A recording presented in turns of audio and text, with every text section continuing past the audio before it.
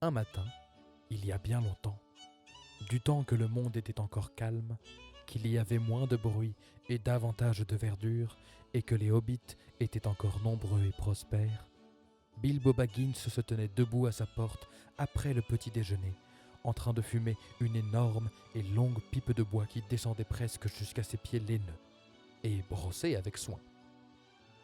Par quelque curieux hasard, vint à passer Gandalf. Gandalf!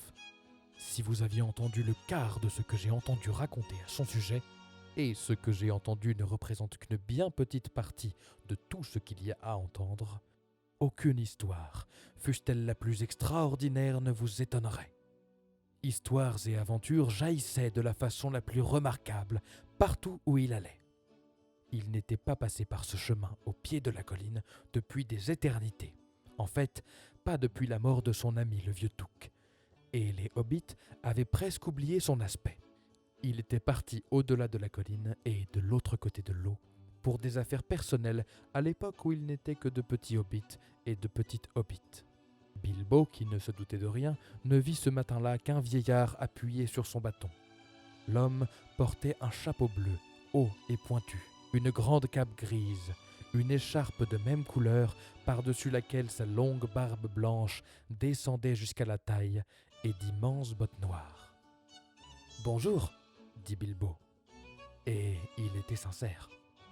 Le soleil brillait et l'herbe était très verte, mais Gandalf le regarda de sous ses longs sourcils broussailleux qui dépassaient encore le bord de son chapeau ombreux.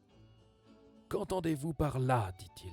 « Me souhaitez-vous le bonjour ou constatez-vous que c'est une bonne journée, que je le veuille ou non, ou que vous vous sentez bien ce matin, ou encore que c'est une journée où il faut être bon ?»« Tout cela à la fois, » dit Bilbo, « et c'est une très belle matinée pour fumer une pipe dehors par-dessus le marché.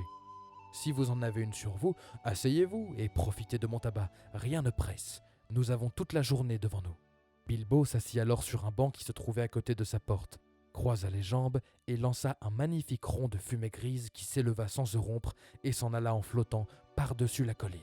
« Très joli, » dit Gandalf, « mais je n'ai pas le temps de faire des ronds de fumée ce matin.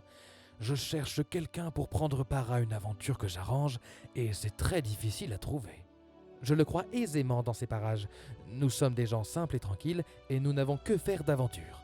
Ce ne sont que de vilaines choses, des sources d'ennui et de désagréments. Elles vous mettent en retard pour le dîner. Je ne vois vraiment pas le plaisir que l'on peut y trouver, dit notre monsieur Baggins. Et il passa un pouce sous ses bretelles tout en émettant un nouveau rond de fumée encore plus grand que le précédent.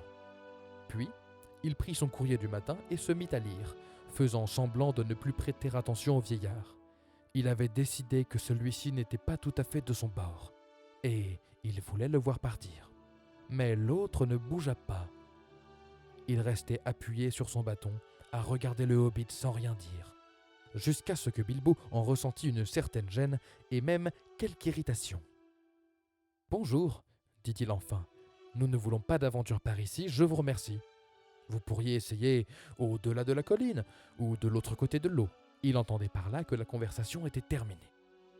« À combien de choses vous sert ce mot « bonjour » fit remarquer Gandalf. « Vous voulez maintenant dire que vous désirez être débarrassé de moi et que le jour ne sera pas bon tant que je n'aurai pas poursuivi mon chemin. » « pas du tout, cher monsieur.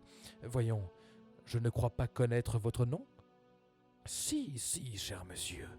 Et moi, je connais le vôtre, monsieur Bilbo Baggins. Et vous savez le mien. Quoique vous ne vous rappeliez pas le rapport qu'il y a entre lui et moi, je suis Gandalf, et Gandalf, c'est moi. »